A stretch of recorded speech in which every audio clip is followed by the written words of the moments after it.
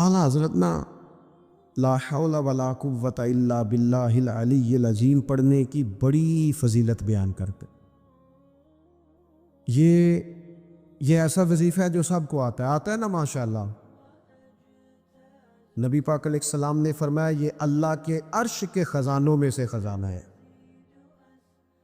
اعلیٰ حضرت فرماتے ہیں 99 دفعہ پڑھو لا حول ولا قوت الا باللہ العلی العظیم، فرمایا اللہ تعالیٰ تمہیں 99 بیماریوں سے شفا دے گا، اور اس میں سب سے چھوٹی بیماری ٹینشن کی بیماری ہے، سب سے چھوٹی بیماری غم کی بیماری ہے، چھوٹی، باقی بڑی بڑی ہوں گی۔ بڑا پڑھا لکھا سمجھدار مالدار وزادار آدمی ہونا، لیکن اس کے کپڑے میلے کچیلے ہوں تو نہ وہ کہیں جانے میں آسانی محسوس کرتا ہے اور نہ کسی کو گھر بلانے میں آسانی محسوس کرتا ہے۔ ایک مفت کا بوجھ اس کی طبیعت پہ ہوتا ہے کہ میرے کپڑے ٹھیک نہیں، مفت کا بوجھ۔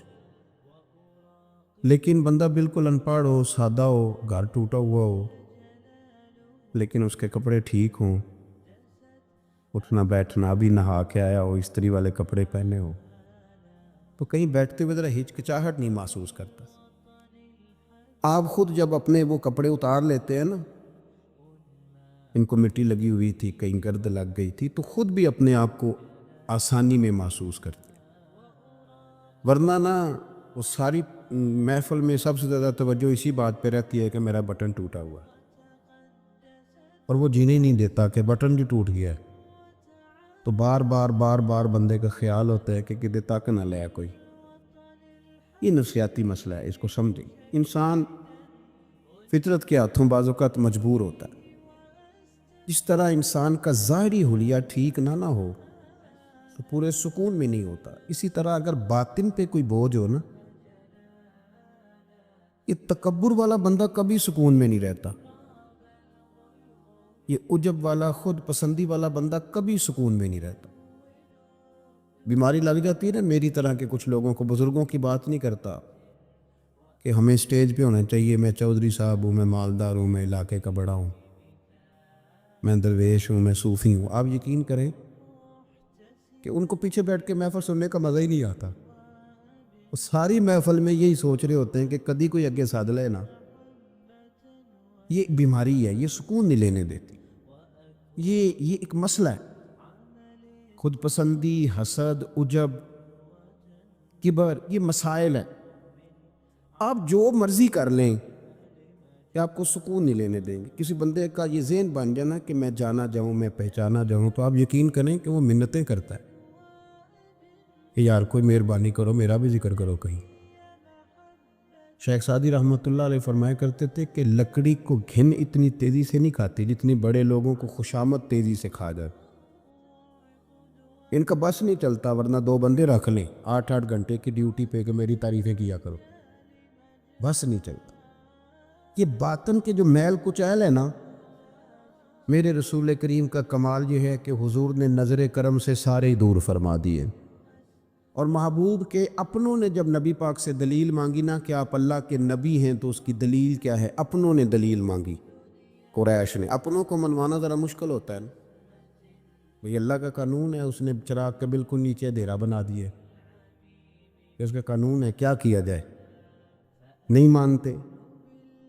اپنوں کو منوانا، قریبیوں کو، انہوں نے جب، میرے ایک دوست نے مجھ سے کہا کہ ایک نہیں سمجھ آئی کہ جب کوہ صفا پہ حضور نے کہا تھا کہ میں اگر تمہیں کہوں کہ اس طرف دشمن کھڑا ہے تو سارے کہہ رہے تھے ہم آپ کی بات مانیں گے، تو میں نے کہا وہ سرکار کو ماننے کی بات تھی، یہاں بھی بہت سارے لوگ ہیں وہ کہتے ہیں حضرت صاحب آپ کی عزت بڑی کرتے ہیں پر چپ کر جائے، سیاست کا نام نہ لینا۔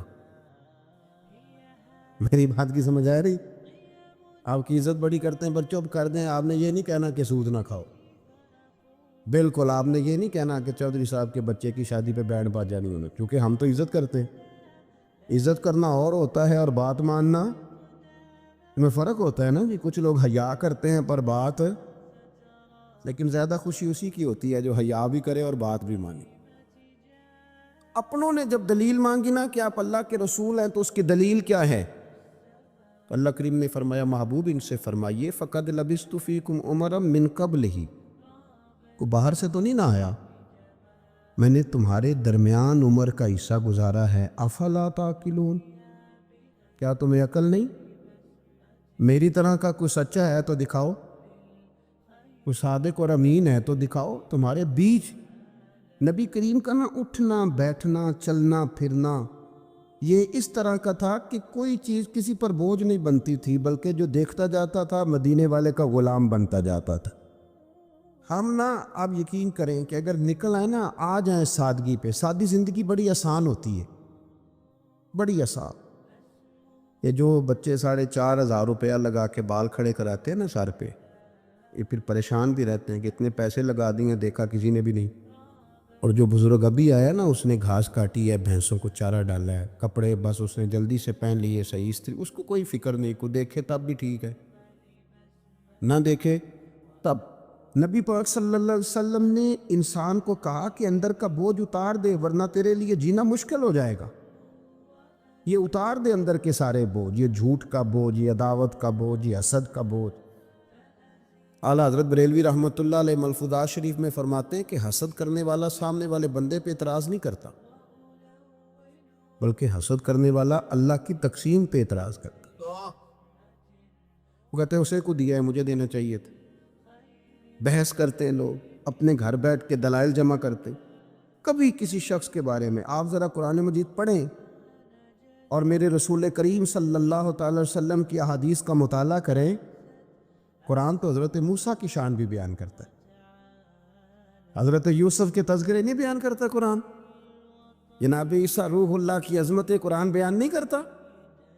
اعلیٰ حضرت بریلوی رحمۃ اللہ علیہ کے سامنے کسی نے شعر پڑھا کہ شان یوسف جو دبی تو وہ بھی اسی در پہ دبی، تو اعلیٰ حضرت فرمانے لگے تمہیں غلطی لگ گئی ہے، میرے نبی کسی کو دبانے نہیں آئے۔ تو بندے بڑے حضرت ہوتے ہیں نا جی، اعتراض تو پڑا ہے ابھی واٹتے پہ ہے، تو کہنے لگا جی شعر پہ اعتراض کرنا آسان ہے پر شعر کہنا مشکل ہے، تو فرمانے لگے چلو کہہ بھی دیتے ہیں۔ اس نے کہا جی آپ کہیے، تو فرمانے لگے شعر یوں کہو کہ شان یوسف جو بڑی وہ بھی اسی در سے بڑی، شان یوسف جو بڑی تو وہ بھی اسی۔ عزت دینے سے آپ کوئی کمزور ہو جائیں گے؟ نقصان ہو جائے گا کسی کو عزت دینے سے؟ کیا فرق پڑتا؟ لیکن آپ یقین کریں کہ وہ اتنی مصیبت بنی ہے عزت لینے کی، پروٹوکول لینے کی، اپنا آپ منوانے کی، اتنی زیادہ، بلکہ وہ لوگ جن کو بالکل اس چکر میں نہیں پڑنا چاہیے تھا، درویش لوگ، وزیروں کا بھی استقبال ہو رہا ہوتا ہے اور پیروں کا بھی استقبال ہو رہا ہوتا ہے۔ کوئی وزیر چڑھ جائے روڈ پہ تو رستہ غریب آدمی کو پھر بھی نہیں ملتا، تو کوئی تگڑا پیر چڑھ جائے تو پھر بھی نہیں رستہ ملتا، حالانکہ یہ درویش ہیں، یہ فقیر ہیں، یہ فقر کا درس دیتے ہیں، لیکن چاؤ ہی بڑا ہے۔ میرے رسول کریم صلی اللہ علیہ وسلم نے سادہ اور سمجھ والا اور عین طبیعت کے مطابق جس میں کسی بندے کو کوئی مشکل نہ ہو۔ پتہ ہے میرے محبوب کا کمال یہ تھا کہ نبی کریم تک رسائی بڑی آسان تھی، ہر بندہ بڑی آسانی سے پہنچ جاتا، بڑی آسانی سے۔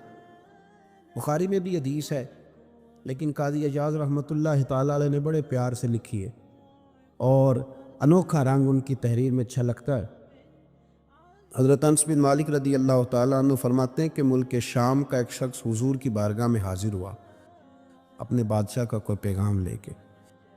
غریب آدمی نا ویسے ہی طبعاً ہی تھوڑا سا مایوس ہوتا ہے، ڈر رہا ہوتا ہے، وہ سہما ہوا ہوتا ہے، لیکن حالات کے سہمے ہوئے لوگوں کو بتا دو حالات بدل جاتے ہیں، ایک جیسے نہیں رہتے۔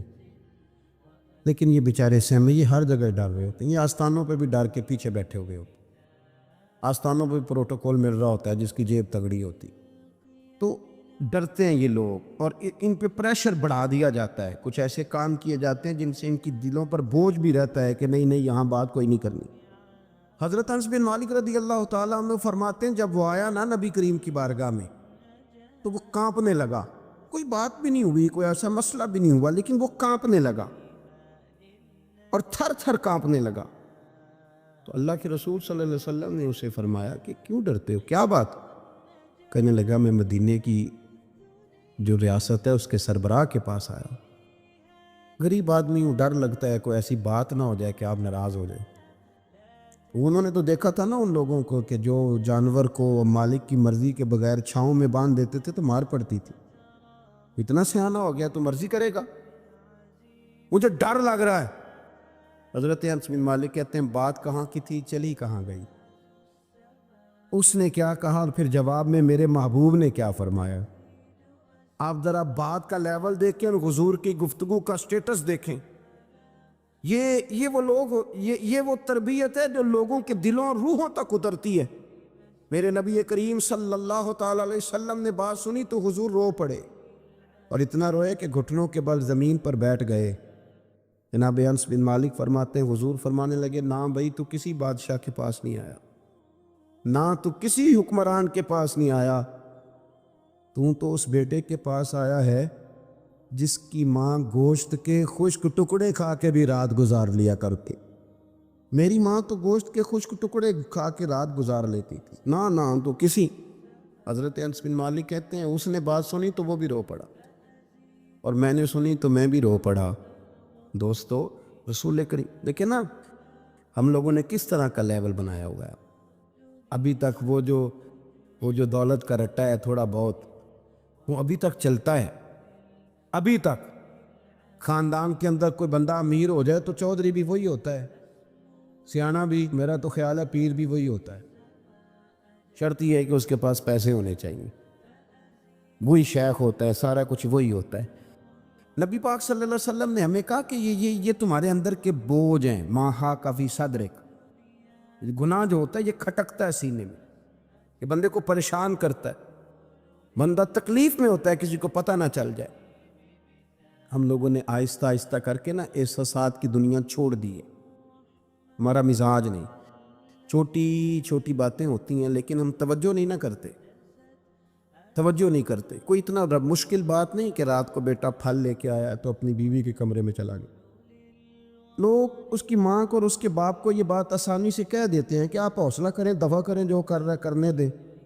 لیکن جس بندے کی کل کمائی اس کا پتر ہو, اور بھری جوانی میں جس نے کہا ہو بیوی سے کہ چل میں پرانے کپڑوں پہ عید گزار لوں گا, تو نئے کپڑے بچوں کے لے آ. جس نے 30 سال سعودی عرب میں, دبئی میں, مسقط میں, پردیس میں گزارے ہوں, پر وہاں کمبل بھی نہ بدلا ہو کہ چلو بچے میرے پڑھ جائیں. اس کی کل کمائی باغ تیرے دی کر کر راکھی, ساری عمر گزاری, تو جدوں یہ باغ پکن پہ آیا لے گئے اور وپاری, تو وہ پھر جا کے تو 6 کنوں رکھ کے پلیٹ میں اپنی بیوی سے کہتا ہے جا ابا جی کو دے آ. یہ کہنا آسان ہے باپ کو کہ تو صبر کر, حوصلہ کر, پر وہ باپ جب پیچھے پلٹ کے دیکھتا ہے تو کہتا ہے دنیا نے تو تجھے تحفہ دیا ہوگا, میں نے تو جوانی تجھے دے دی, خوشیاں ساری تیرے نام کر دی, اور تو میرے ساتھ یہ سلوک کرنے چلا. احساسات نہیں, اس کو پتہ ہی نہیں. روز دوست کو ٹیلی فون کرتا ہے کہ آج باہر سے کھانا کھائیں, کبھی ابا جی کو بھی کرنا کہ ابا جی آج میرے بغیر روٹی نہ کھانا, میں آؤں گا تو مل کے کھائیں گے. کبھی کہہ اماں کو کہ اماں مجھے بڑے بڑے ریسٹورنٹ میں وہ مزہ نہیں آیا کہ تیرے ہاتھ کے چاولوں کی روٹی میں مزہ آیا, آج پکا نا.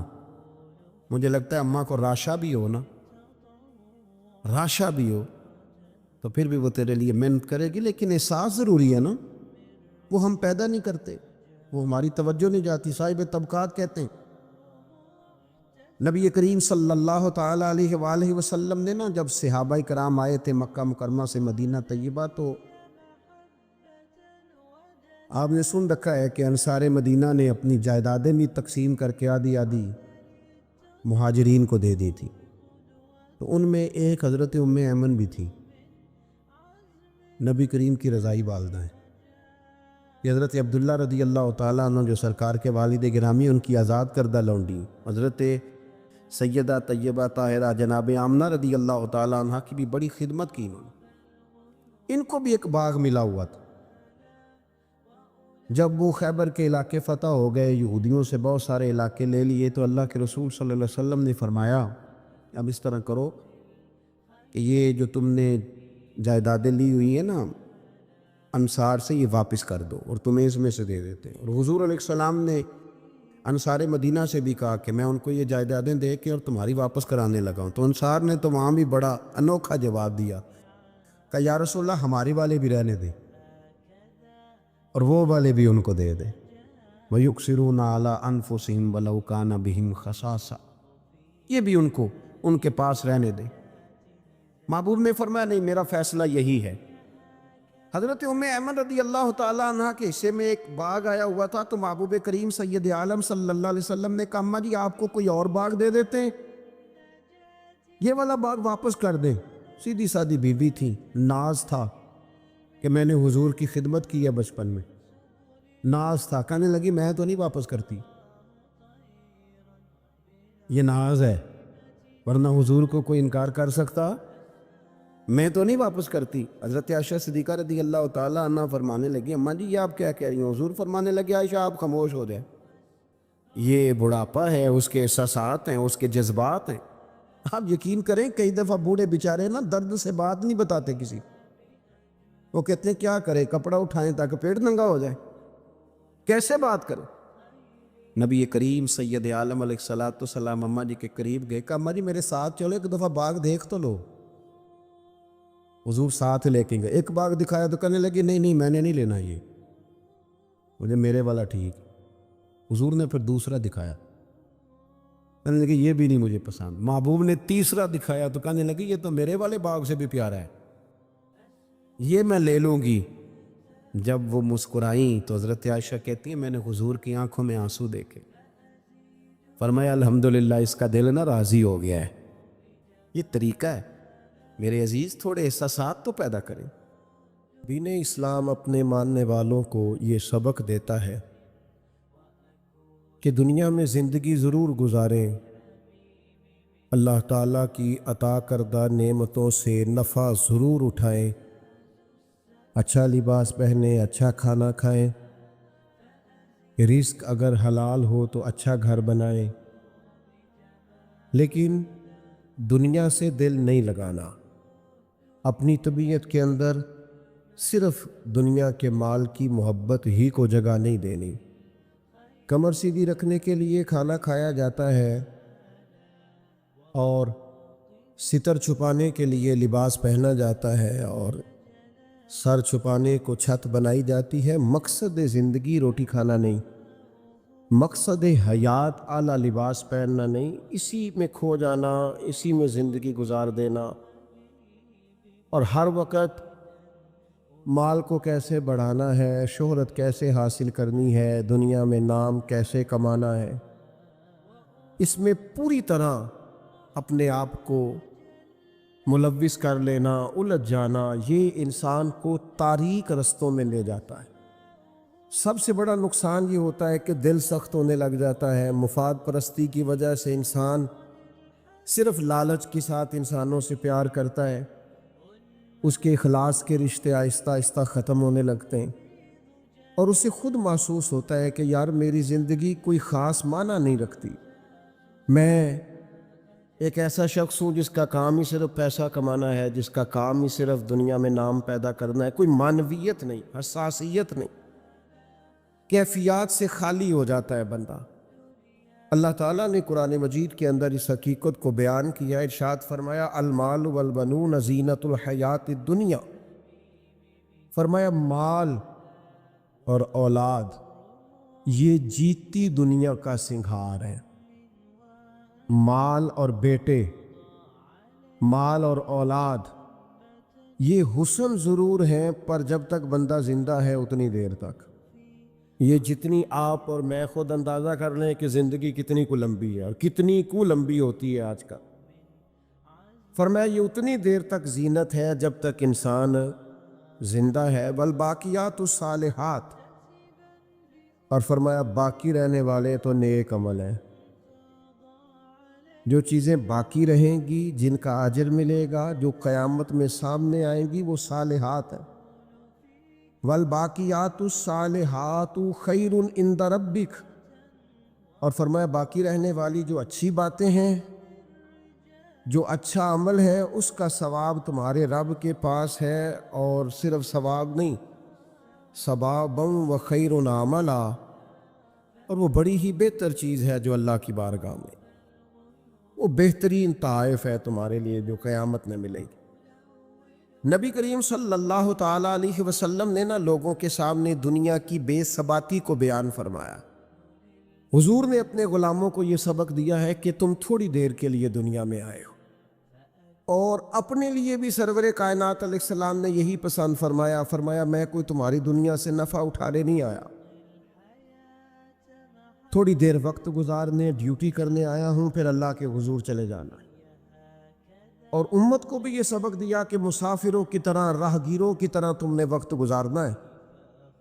تم نے اس طرح کا ماحول نہیں بنانا کہ تم سمجھو کہ صرف ایک ہی جہان ہے، اس کے بعد معاذ اللہ کوئی زندگی ہی نہیں ہے۔ ایک زندگی اس کے بعد ہے، مرنے کے بعد جو اللہ تعالیٰ جنت میں بندے کو انعامات عطا کرے گا، اس کے لیے جد و جہد کرنی۔ حضرت مولا علی شیر خدا رضی اللہ تعالیٰ عنہ روایت فرماتے ہیں، فرماتے دو قسم کے بیٹے ہوتے ہیں، ایک دنیا کا بیٹا ہوتا ہے، ایک آخرت کا بیٹا ہوتا ہے۔ فرمایا دنیا کے بیٹے نہ بننا، آخرت کے بیٹے بننا۔ اور نبی کریم علیہ السلام نے فرمایا وہ لعنتی ہے جو درہم و دینار کا بندہ بن گیا۔ بندہ تو اللہ کا بننا چاہیے تھا، لیکن اس نے لعنت کٹھی کی ہے، یا درہم کا بندہ بن گیا یا دیناروں کا بندہ بن گیا، یعنی مال دولت سونا چاندی اس کا بندہ بن گیا، حالانکہ اسے اللہ کا بندہ بننا چاہیے۔ اتنا اپنے آپ کو لالچی کر لینا، اتنا حریص کر لینا کہ مطلب سارا کچھ ہی دولت بن گئی، ہر چیز کو دولت کے نقطہ نظر سے دیکھنا شروع کر دیا۔ اس قدر زیادہ لوگ الجھ گئے کہ قرآن مجید نے کہا الہاکم التکاثر حتی زرتم المقابر، فرمایا تمہیں غافل کر دیا ہے مال کے لالچ نے، یہاں تک کہ تم نے قبروں کے منہ دیکھ لیے، یعنی مرتے دم تک صرف پیسہ اکٹھا کیا ہے، صرف اور صرف اپنی ذات کے فروغ کے لیے، اپنے میک اپ کے لیے، اپنے آپ کو بنانے سنوارنے دکھانے نام پیدا کرنے میں وقت ضائع کر دیا۔ اور یہ بہت بڑا مسئلہ ہے ہمارے دور کا، ہم اپنے ذاتی قد کو اونچا کرتے رہتے ہیں، ہر وقت میرا نام ہو جائے، کو پتہ چل جائے کوئی، اور سیانے سیانے بندے، معاملہ فہم بندے، مدبر آدمی، ایسا نہیں کہ بیوقوف ہے، سمجھدار ہے، لیکن بیچارے تصویروں کے چکر میں پڑے ہوئے ہیں، فوٹو بازی کر رہے ہیں۔ آپ حیران ہوں گے کہ ہماری قوم ایک طرف یہ ہے کہ لوگ بیچارے بلوں کے لیے پریشان ہیں کہ ان کے پاس ادا کرنے کو پیسے نہیں، اور دوسری طرف ہمارے پاس اتنا پیسہ ہے کہ صرف بڑے سارے بورڈ پر ہم نے بڑی ساری ایک فلیکس لگوائی ہے جس کی کوئی ضرورت نہیں تھی، اس پہ عید مبارک لکھا ہے، اور مسئلہ عید مبارک کا نہیں تھا، وہ جو جس کی نیچے فوٹو لگی تھی نا، اس نے ذرا دکھانا تھا کہ میں بھی یہاں رہتا ہوں۔ یہ کیا ہے بھلا؟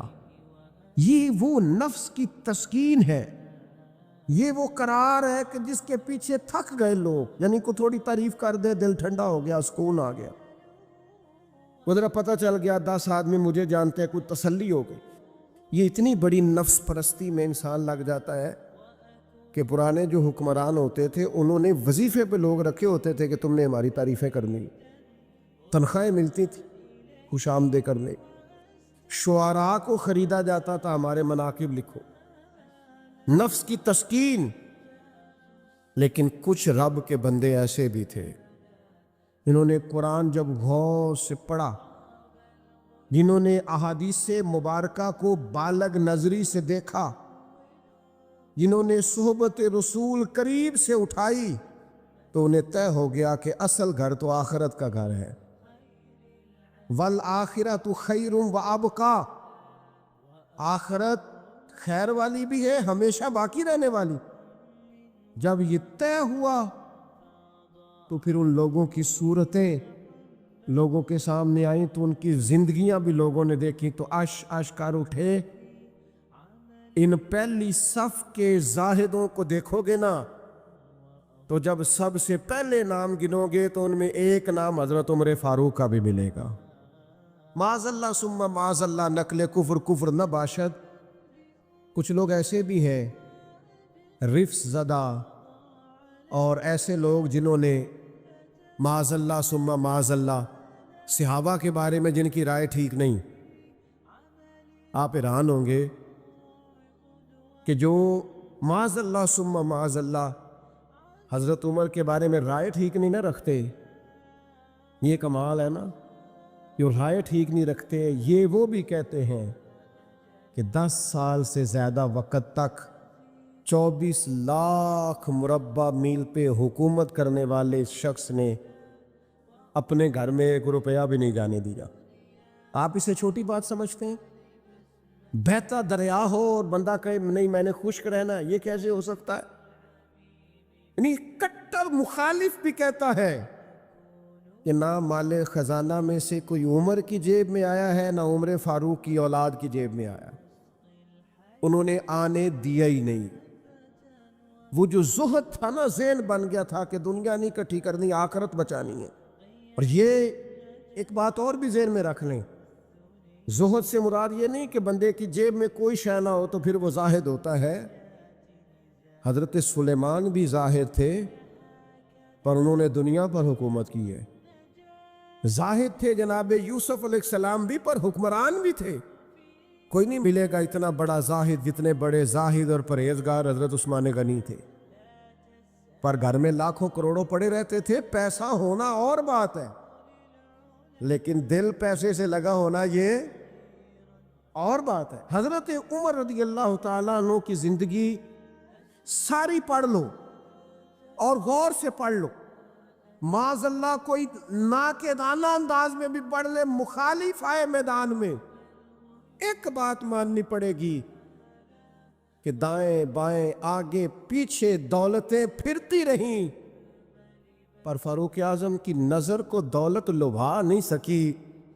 ان کا دھیان سیدھا یا بیت اللہ شریف کی طرف رہا ہے یا گنبد خضرا والے معبود کی طرف رہا ہے، لبھایا نہیں کسی چیز میں، نہ کوئی چیز قریب آ ہی نہیں سکی۔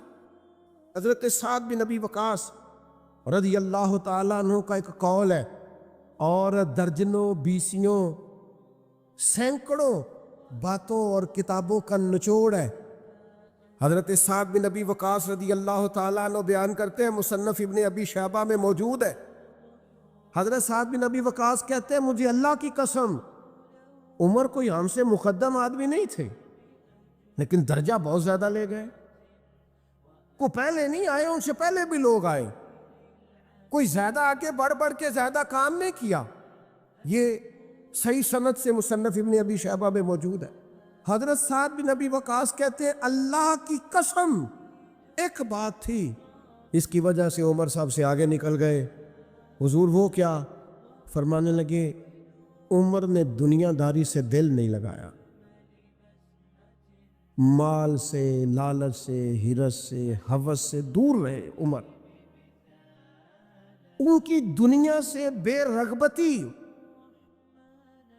ان کو آگے لے گئی۔ اور یارو دانش مندان دا کم نہیں، دل دنیا تے لانا، اس ووٹی تے لکھ خامد کیتے۔ درویش سے پوچھا حضور، کہنے لگے حضور یہ زمین میری ہے، تو ہنس پڑے، کہنے لگے تیرے سے پہلے کس کی تھی اور تیرے بعد کس کی ہوگی؟ دانش مندان دا کم نہیں، دل دنیا تے لانا، اس ووٹی تے لکھ خامد کیتے، جو کیتا سو کھانا۔ تو کھا جاتی ہے، روز نیا خامد کرتی ہے یہ دنیا، ہر روز نیا حکمران بناتی ہے۔ آپ کے ملک میں کئی وزیر اعظم ہیں جو زندہ ہے، پوچھتا کوئی نہیں، کئی صدور رہ چکے ہیں، زندہ ہے، پوچھتا کوئی نہیں۔ دنیا کا جو سب سے بڑا عہدہ تھا بظاہر وہ ملا ہے، لیکن حال کیا ہے؟ کچھ بھی نہیں۔ جب تک کرسیوں پہ تھے حیثیت اور تھی، کرسی تے اترے تو حیثیت۔ حضرت عمر کی زندگی کا بڑا سبق یہ ہے کہ دنیا سے بے رغبت ہو جاؤ، جو تمہارا ہے بس وہی تم نے حاصل کرنا ہے۔ آنے والی نسل کو بھی حرص، ہوس، لالچ، مفاد پرستی پہ نہ لگاؤ۔ آپ نے ناراض نہیں ہونا، چند دن پہلے مجھے ایک یونیورسٹی میں بلایا گیا لیکچر کے لیے، تو کہنے لگے جی مین آپ نے بات چھیڑنی ہے، بالکل مین۔ آخر کیا وجہ ہے کہ پڑھے لکھے سمجھدار اتنی بڑی ڈگریاں اور پھر لوگ غلط طرف نکل جاتے ہیں؟ تو میں نے کہا مجھے زیادہ تو نہیں پتا، لیکن ہم جب پڑھتے تھے نا تو جس بچے سے پوچھتے تھے نا، زیادہ بچے یہی کہتے تھے بڑے ہو کے کیا بنو گے؟ کہتے میں نے ڈاکٹر بننا ہے اور مخلوق کی خدمت کرنی ہے۔ زیادہ تر یہی کہتے ہیں، وہ بڑے ہو کے ڈاکٹر تو بن گئے پر اگلا لفظ بھول گئے. ڈاکٹر بن گئے وہ، لیکن مخلوق کی خدمت کرنی ہے یہ وہ. پھر انہوں نے چونکیاں رکھی ہیں 2-3، ایک پہ فیس جمع کرا لو، ایک آگے آ جاؤ، یہ اتنے پیسے مشورے کے ہیں، یہ پھر دوائی بھی وہاں سے لینا جہاں سے میں نے کہی ہے، ٹیسٹ بھی اس لیبارٹری سے کرانا جو سب کی بات نہیں کرتا، لیکن جو ہے وہ بہرحال ہے. خدا را کہیں تو دنیا داری چھوڑ دو، کسی مقام پر تو اس کو چھوڑ دو. نبی پاک علیہ الصلوۃ والسلام پہ اتنی مصیبتیں آئیں کہ پہاڑ پہ آتی تو وہ ریزہ ریزہ ہو جاتے، لیکن کسی مقام پر بھی حضور علیہ الصلوۃ والسلام شکوہ کرتے نظر نہیں آتے. ہم غریبی کا رونا روتے ہیں، ہر چوتھا آدمی کہتا ہے بڑا غریب ہوں، لیکن میرے نبی پاک علیہ الصلوۃ والسلام نے چوتھے دن کھجور کھائی، سرکہ کھایا ہے، اور موٹے بان کی چارپائی پہ آرام کیا. حضرت عمر نے کہا حضور کتنی تکلیف ہے؟ فرمایا عمر کوئی تکلیف نہیں، تھوڑا سا تو وقت ہے، جنت میں جائیں گے، ساری نعمتیں اللہ نے ہمارے لیے تیار کی ہوئی ہے. راضی بالرضا، راضی بالرضا، کوئی کسی قسم کا مسئلہ. ہمیں آزمائشیں آتی ہیں، تکلیفیں آتی ہیں، بیماریاں آتی، لوگ چھوٹی چھوٹی بات پر پریشان ہو جاتے، ذرا ذرا سی بات پر شکوہ کرتے. میرے رسول پاک علیہ السلام نے فرمایا جب میرا رب کسی کو بیمار کرتا ہے تو 2 فرشتوں کو بھیجتا ہے، جاؤ میرے بندے کی تیمارداری کر کے آؤ. اللہ اکبر، خود رب بھیجتا ہے، جاؤ میرے بندے کی. تو مجھے بتائیے جب اللہ بھیجے تو پھر تندرست خوش نصیب ہوا کہ بیمار؟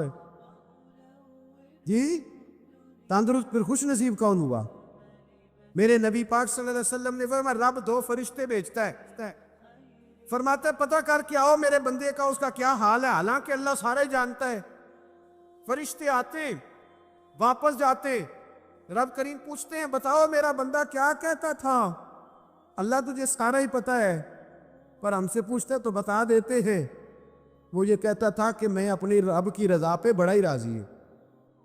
وہ تیری حمد کر رہا تھا، تیری تعریف کر رہا تھا، تیرا شکر کر رہا، تیرے لیے کلمات حمد بیان کر رہا تھا.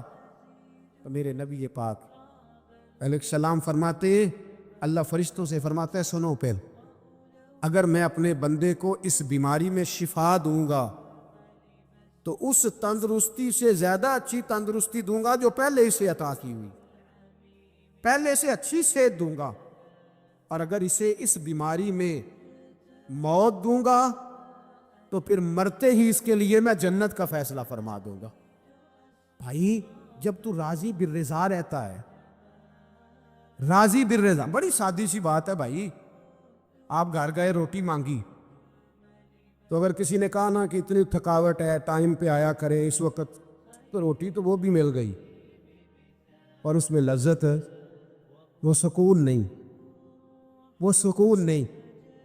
میری اماں جی سالن پکا کے رکھ لیتی تھی تو روٹی جب بھی کوئی مانگتا تھا تو تازی بنا کے دیتی، ان کی طبیعت تھی. تو میں اکثر ان سے کہتا کہ اماں جی پکا کے رکھ دیا کرو. کہتے تمہیں خوشی نہیں ہوتی جب تمہاری اماں تازی پکا کے دیتی ہے؟ خوشی ہوتی ہے، طبیعت میں خوشی ہوتی ہے. ان کا مزاج تھا، ذوق تھا، تو ہم سمجھتے تھے یار یہ بڑی سعادت کی بات. تو آپ گھر گئے رات کو تو گھر والوں سے کہا روٹی، تو فوراً اٹھے، فوراً، اور انہوں نے کھانا تازہ بنایا اور ساتھ یہ بھی کہا باہر سے نہ کھایا کرے بندہ بیمار ہو جاتا ہے. کتنی ٹھنڈک پہنچتی آدمی کے دل کو، سکون ملتا.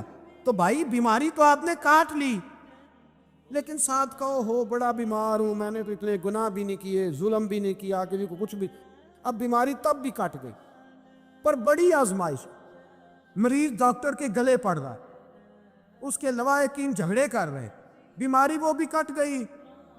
اور ایک بیمار وہ ہے جو چارپائی پہ لیٹا ہے اور کہتا ہے جس طرح میرا اللہ راضی اسی طرح میں بھی راضی.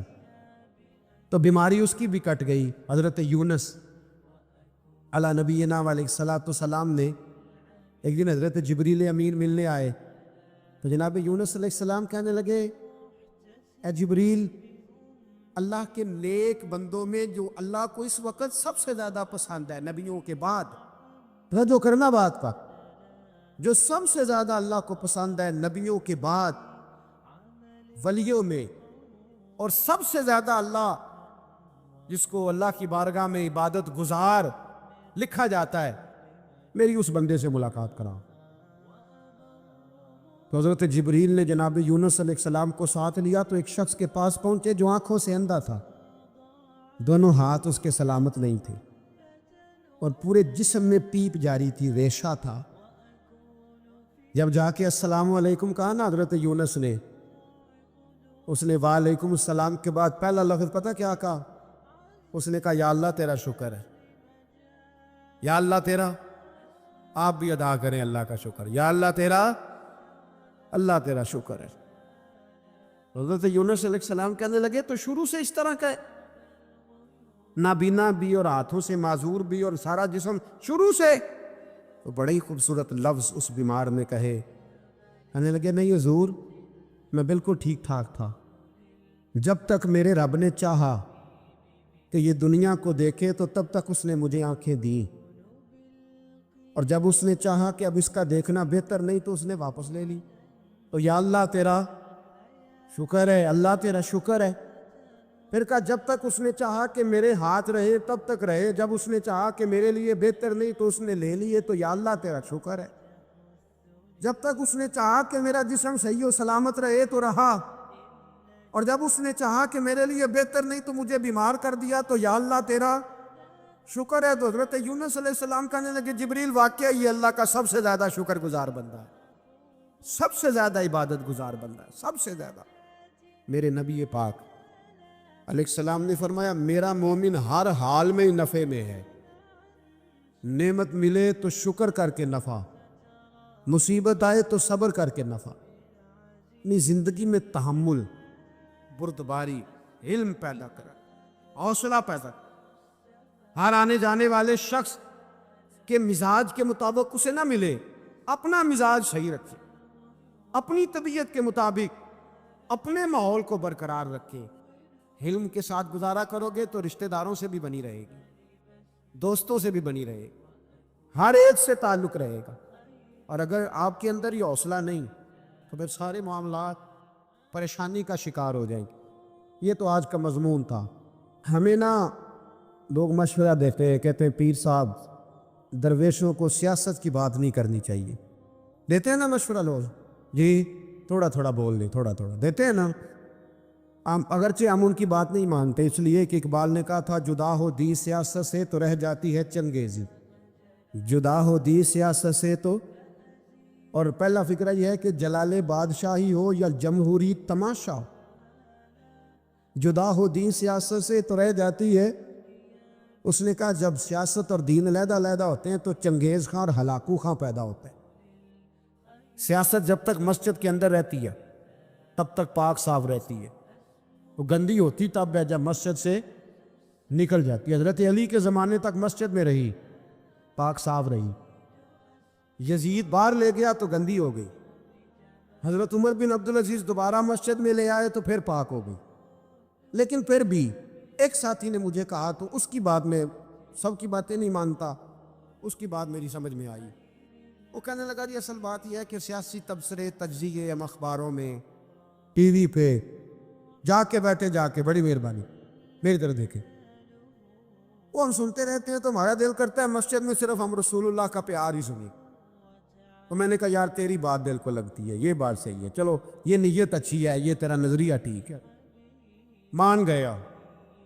میں چلا گیا دکاندار کے پاس اور میں نے اس کو جا کے کہا کہ گاڑی کا انجن کھولو، اس طرح کرو، اس طرح۔ اس نے کہا مولانا آپ جا کے نا گھر تو فقہ کی کتاب کھولیں، اس لیے کہ گاڑی کے انجن کے بارے میں آپ کو معلومات، یہاں اگر آپ نے یہ کام کرنا ہے تو اس کو پڑھیں۔ کسی استاد کے پاس ورک شاپ پہ آئیں، آپ کے ہاتھوں کو، منہ کو، چہرے کو مٹی لگے، دھواں لگے، گریس لگے، پھر آپ کو پتہ چلے گا انجن کیسے کھلتا ہے۔ صحیح کہہ رہا ہوں؟ نہیں صحیح کہہ رہا؟ دھواں گلنا تو یہاں کر چڑی دے، صحیح کہہ رہا ہوں جی؟ اگر مولوی کو اجازت نہیں سیاست کی بات کرنے کی، اور مولوی کو اجازت نہیں کہ انجن کی بات کرے، تو سیاستدان کو اجازت ہے دین کی بات کرنے کی۔ یہاں تو وہ آئے نا مدرسے میں پڑھے، پورا دین حاصل کرے، پھر وہ بولے تو پھر تو ٹھیک ہو گیا، لیکن جب اسے سورۃ اخلاص بھی سیدھی نہیں آتی تو فتوے دینے کی اس کو ضرورت ہے کوئی؟ بولے نا یار، کیوں چھیڑتے ہیں سیاستدان؟ ہم نا پچھلے جمعے جلوس نکالنا چاہ رہے تھے ختم نبوت کی ترمیم کے حوالے سے۔ حکومت وقت نے کہا کہ ہم واپس لیتے ہیں، تو میرے بہت سارے دوستوں نے کہا جی نکالنا چاہیے، انہوں نے کیا کیوں؟ میں نے کہا یار لوگوں کو بھی پریشان نہیں کرنا چاہتے، ہماری اپنی سڑکیں ہیں، کسی کو بس ٹھیک ہے، انہوں نے واپس لے لی تو بات ختم ہو گئی، ہم مان گئے، تسلیم کر لیا۔ اتنا ہمارا مطالبہ ہے کہ اس آدمی کو ضرور سزا دو جس نے یہ ترمیم کی ہے، لیکن ہم نہیں کرتے، کوئی نہیں نکلے، نہیں نہ نکلے، بولے ہیں تو وزیر قانون صاحب کو کیا مصیبت بنی ہوئی ہے نیا فتویٰ دینے کہ ہے کوئی شوق نہیں دینا چاہیے فتویٰ؟ کہتا نہیں مرضیوں میں ہمارے درمیان تھوڑا ہی فرق ہے۔ مجھے یوں لگتا ہے کہ یہ جان بوجھ کر کوئی نہ کوئی ایسی شرارت کرتے جس سے لوگ اشتعال میں رہا، جان بوجھ۔ حلم، حوصلہ، صبر ذات کے بارے میں تو ہے، لیکن اگر کوئی رسول پاک کی بے ادبی کرے تو پھر حوصلے کی بات ہے ہی نہیں، پھر تو جہاد کی بات ہے۔ اور میں دیانتداری سے مسجد میں باوضو بیٹھ کر جمعے کے دن مشورہ دیتا ہوں حکومت کو، اور وزیر قانون کو مشورہ دیتا ہوں کہ نہ فرعون کی حکومت ساری زندگی رہی، نہ نمرود رہا، نہ جاج بن یوسف رہا، نہ یزید رہا، اور یار درباری بن کے حکمرانوں کی چاپلوسی کرتے کرتے تم یہاں تک آ گئے ہو کہ اب نبی پاک کی عزت کو ہاتھ ڈالنا شروع کر دیا ہے۔ اور آپ یقین کریں سیاسی جماعتوں کا اتنا برا حال ہے کہ ان کے لیڈر کے بارے میں کوئی بات کرے تو پاگل ہو جاتے ہیں یہ احتجاج کر کر کے، اور اس نے ڈائریکٹ کہہ دیا کہ ختم نبوت کا مسئلہ ہی کوئی نہیں، جو دین کی بنیاد ہے، کسی کو پرواہ نہیں۔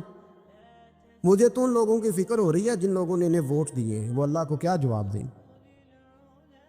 اور یہ اللہ ماشاءاللہ ساری سیاسی جماعتیں اس طرح کی۔ اور میرا وزیر قانون صاحب کو بھی مشورہ ہے کہ زندگی بڑی تھوڑی ہے، بڑی تھوڑی، اللہ سب کو معاف کرتا ہے، اپنے رسول کے غداروں کو معاف نہیں کرتا۔ اور یہاں تمہاری گاڑیوں پہ جھنڈے لگے ہوئے ہیں، وہاں بھی تمہارے جھنڈے لگیں گے، پر اس لیے لگیں گے کہ یہ غدار ہیں ناموس رسالت کے، یہ جھنڈے لگیں۔ شرم کرو اور ڈر جاؤ، بس کر دو، تمہارے منہ میں اب دانت پورے نہیں رہے۔ کوئی شوگر کا مریض ہے تو کوئی بلڈ پریشر کا، تو کوئی ہارٹ کا، تو کوئی کینسر کا۔ شرم کرو اور اپنی قبر کی بھی تھوڑی سی فکر کرو۔ بتاؤ پاکستان کے کتنے صدر گزرے، وزیر اعظم گزرے، تو ان کی قبریں کہاں ہیں؟ کوئی جاتا ہے ان کی قبروں پہ؟ کسی کو خبر ہے؟ کیوں اپنے لیے جہنم کٹھی کرتے؟ سارا کچھ دنیا داری رہ گئی ہے، سارا کچھ صرف یہی رہ گیا۔ حضرت ابو بکر سردار تھے، حضرت عمر سردار تھے قبیلے، حضرت عثمان سردار تھے، انہوں نے سرداریوں کو ٹھوکر مار کے رسول اللہ کے قدموں میں بیٹھنا پسند کی، سرداریاں چھوڑ کے غلام بن گئے۔ تم سرداریاں بچانے کے لیے رسول اللہ کی غداری کرتے ہو، شرم نہیں آتی؟ داتا صاحب نے لکھا ہے کشف المعجوب میں کہ اللہ تعالیٰ کی بارگاہ میں حضرت موسیٰ علیہ السلام نے عرض کیا تھا، مالک تیرے بندے اگر تجھے ڈھونڈنا چاہے تو کہاں ملے گا؟ تو اللہ کریم نے فرمایا جن لوگوں کے دل لوگ توڑ نہیں دیتے میں ان ٹوٹے دلوں میں ملا کرتا ہوں۔ تیرا آئینہ ہے وہ آئینہ کہ شکستہ ہو تو عزیز تر ہے نگاہ آئینہ ساز میں۔ جب لوگ تانے دیتے ہیں، جب لوگ تکلیف دیتے ہیں، جب آپ بالکل ٹھیک چل رہے ہوتے ہیں، جب آپ محنت کر رہے ہوتے ہیں، جب آپ مخلص ہوتے، جب آپ جدوجہد کر کر کے تھک جاتے ہیں، اور لوگ جب پوری طور پر تانا زنی کرتے، باتیں سننے کو جب ملتی ہیں، میں دیانتداری سے کہتا ہوں جب لوگ پوری طرح دل توڑ دیں پھر کوئی سجدے کا مزہ ہے، پھر کوئی دعا کی لذت ہے، پھر کوئی چسکا ہے اس کی بارگاہ میں حاضری کا، پھر کوئی تڑپ پیدا ہوتی ہے اس کیفیت میں، وہ جب لوگ آپ کو پوری طرح تکلیف دے اور سارے اسباب ظاہری ختم ہو جائے، وہ جو لذت ہے نا اللہ کی بارگاہ میں جڑنے کی، وہ تعریف والوں کو کئی دفعہ نصیب ہے۔ ٹوٹے دلوں میں تو رب ملتا ہے، نہ بچا بچا کے تو رکھ اسے، تیرا آئینہ ہے وہ، یہ شکستہ ہو تو عزیز تر ہے، نگاہ آئینہ ساز میں میرے عزیز طے کرے کہ اپنے ضمیر کے مطابق فیصلے ہوں گے، اللہ رسول کی رضا پانے کا کام ہوگا، اور اس تعریف سے نکل آئیں گے ہم کہ لوگ ہمارے بارے میں کیا کہتے ہیں۔ میں عرض کر چکا ہوں کہ داتا علی اجویری رحمۃ اللہ علیہ فرماتے ہیں کہ نبی پاک علیہ السلام کو صادق کہتے ہیں، امین کہتے ہیں، صلہ رحمی کرنے والا کہتے ہیں، اور جب کہا لا الہ الا اللہ پڑھو تو پھر جادوگر، پھر معاذ اللہ شاعر، پھر کچھ اچھا وہ یہ سارا کچھ کہتے رہے، تو کیا حضور شام کو بیٹھ کے حضرت صدیق اکبر کے پاس یا گھر میں سیدہ خدیجہ کے پاس یہ تبصرے کرتے تھے معاذ اللہ کہ دیکھو جی لوگ بات ہی نہیں سنتے، دیکھو توجہ ہی نہیں کرتے، دیکھو مجھے جادو، حضور یہ تبصرے کرتے تھے؟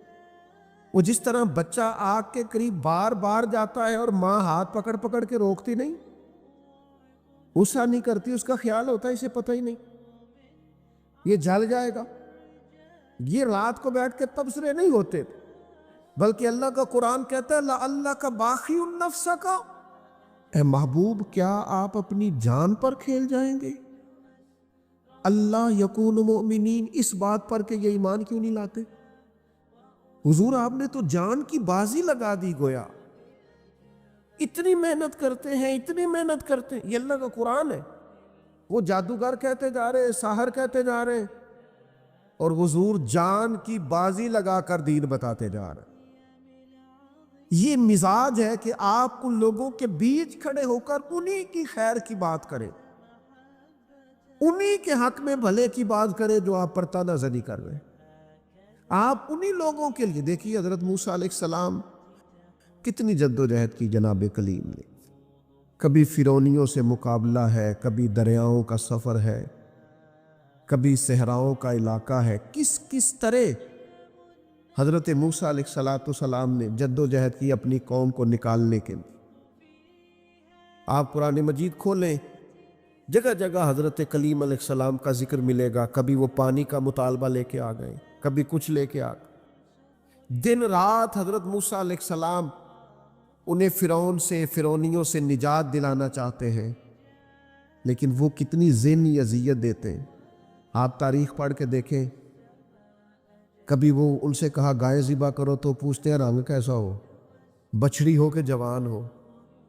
کبھی حضرت موسیٰ علیہ السلام کے بارے میں معاذ اللہ ثم معاذ اللہ، یہاں تک انہوں نے کہہ دیا کہ آپ نے تو اپنے بھائی حضرت ہارون کو قتل کر دیا، یہاں تک کہ ایک عورت کو کہا جا کے جناب حضرت موسیٰ پہ الزام لگا دو۔ کبھی وہ کہتے ہیں کہ معاذ اللہ آپ اتنا اپنے آپ کو پردوں میں چھپا کے رکھتے ہیں، کیونکہ حضرت کلیم بڑے حیادار تھے، اللہ کے سارے نبی حیادار ہوتے، تو وہ کہتے تھے لگتا ہے جسم پہ معاذ اللہ ثم معاذ اللہ کوئی عیب ہے، کبھی کوئی بات، کبھی کوئی بات، کبھی کوئی بات۔ لیکن آپ حضرت کلیم کو دیکھیں، وہ جہاں بھی رب کی بارگاہ میں عرض کرتے ہیں اپنی امت کی خیر ہی مانگتے ہیں، وہ اپنی قوم کی خیر ہی مانگتے ہیں، وہ اللہ کی بارگاہ میں یہی عرض کرتے ہیں مالک ان کے لیے ہدایت کے راستے واضح فرما۔ یہاں تک ان کی قوم نے کہہ دیا معاذ اللہ، یہ اللہ کا قرآن فرماتا ہے، آپ سورہ آراف پڑھ کے دیکھیے، وہ کہنے لگے اے موسیٰ ہمیں تو آپ سے پہلے بھی آپ کی وجہ سے تکلیف پہنچی، معاذ اللہ آپ کے بعد بھی آپ کی وجہ سے تکلیف پہنچی، وہ آپ کی ولادت کی خبر معروف ہوئی تو فرعون نے ہمارے بچے قتل کرانے شروع کر دیے، تو آپ کے تو آنے سے پہلے ہمیں تکلیفیں پہنچ رہی۔ لیکن حضرت موسیٰ پھر بھی کہتے ہیں اور صبر کرو تمہارا دشمن ہلاک ہو جائے گا، اللہ تعالیٰ تمہیں کامیابی دے گا۔ اور پھر اللہ تعالیٰ نے اس کا اعلان بھی فرمایا یاد کرو نا بنی اسرائیل والو، وہ وقت یاد کرو نا، وَإِذْ نَجَّيْنَاكُمْ مِنْ آلِ فِرْعَوْنَ، پھر ہم نے تمہیں نجات دی فرعون والوں سے۔ پھر ہم نے تمہیں نجات دی ان لوگوں سے، فرعونیوں سے تمہیں بچا لیا. کس کی برکت سے؟ حضرت موسیٰ علیہ السلام کی برکت. اللہ نے ان کے ذریعے تبلیغ فرما کے بچا لیا. قومیں اس کے اندر تکلیف دیتی. حضرت سیدنا شعیب علیہ السلام کا ذکر ہمیں ملتا ہے سورہ ہود کے اندر. حضرت شعیب اپنی قوم کو منع کر رہے. کیا کہہ رہے؟ ناپ تول پورا کرو، نا انصافی نہ کرو، لوگوں کا حق نہ مارو، یہ خیر کی دعوت. قوم جواب میں کیا کہتی ہے؟ سورہ ہود پڑھیے. وہ کہتے ہیں ہمیں نہیں سمجھ میں آتی آپ کی باتیں. اگر ہمیں آپ کے قبیلے کا ڈر نہ ہوتا تو معاذ اللہ ہم تو آپ کو پتھر مار مار کے شہید کر دیتے. آپ انہیں تبلیغ دین کر رہے ہیں، آپ انہیں اخلاقیات سکھا رہے ہیں، آپ ان کے کردار و عمل میں خوبصورتی پیدا کرنا چاہ رہے ہیں. وہ کہتے ہیں اگر آپ کے قبیلے کا خوف نہ ہوتا تو ہم تو آپ کو شہید کر دیتے. تو جواب میں حضرت شعیب نے کیا کہا؟ جاؤ پھر موج کرو. انہوں نے کہا ایسی قوم کو تبلیغ کروں جو پتھر مارنے کی بات کرتی ہے؟ کیا میں اب ایسے لوگوں کو دعوت خیر دوں جو مجھے شہید کرنے کی بات کیا خوبصورت جملہ ہے قرآن مجید نے بیان کیا. حضرت سیدنا شعیب فرمانے لگے وَيَا قَوْمِ اعْمَلُوا عَلَىٰ مَكَانَتِكُمْ اِنِّي عَامِلٌ. فرمانے لگے قوم والو تم اپنی جگہ کام کرتے رہو جو تم نے کرنا ہے، اور میں اپنی جگہ دین کی تبلیغ کرتا رہوں. کرو تم اپنا کام اور میں اپنا. شکوہ ظلمت شب سے تو کہیں بہتر تھا ہم اپنے حصے کی کوئی شمع جلاتے جاتے. دوستو لوگ تو تانا زنی کریں گے. ایک خاص بات کرنی ہے آپ سے. ایک دانشور نے مجھے تو بڑا تڑپایا ہے، ہو سکتا ہے آپ بھی تڑپ جائیں. دیکھا ہے جو کچھ میں نے اوروں کو بھی دکھلا دے. ایک دانشور کی بات پڑھی میں تو ٹوٹ گیا. اس نے کہا مسئلہ پتہ کیا ہے؟ بدی پھیلانے والے تھوڑے ہیں اور نیکی پھیلانے والے زیادہ ہیں. لیکن پھر بھی زمانے میں بدی کیوں زیادہ پھیل رہی، نیکی کم کیوں پھیلتی؟ تعداد نیکی پھیلانے والوں کی زیادہ ہے، بدی پھیلانے والوں کی کم ہے. لیکن سوسائٹی میں چلن بدی کا کیوں عام ہے؟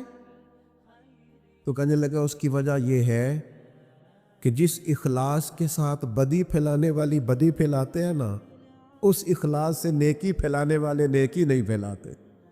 اور جتنی محنت شیطان کرتا ہے لوگوں کو گمراہ کرنے کے لیے، اتنی محنت دیندار کیوں نہیں کرتے بچانے کے لیے؟ جس تیزی کے ساتھ لوگ دین کے مخالف کوششیں کرتے ہیں، اتنی محنت کے ساتھ دیندار لوگ جدوجہد کیوں نہیں کرتے؟ کاش کبھی لوگ اتنے مخلص ہو جائیں جتنے بدی پھیلانے والے مخلص ہیں، تو انقلاب آ جائے.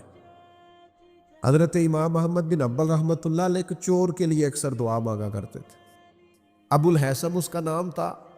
امام احمد بن حنبل کہتے یا اللہ اس پہ رحم فرما، یا اللہ اس چور پہ رحم فرما. دعا مانگتے، اور دعا کیا مانگتے؟ یا اللہ ابو الحسن اس پہ رحم فرما.